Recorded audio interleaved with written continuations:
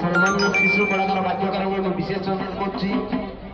जेतिकिरे बाध्य शिखिछ सेतिकिरे बाध्य परिणाम करिब वर्तमान हमरा बडस्टी मैंने कहते किछि रिपोर्ट आपण अरे डहारिया छोरा ओणी एड़ो जाईछि बुड़ी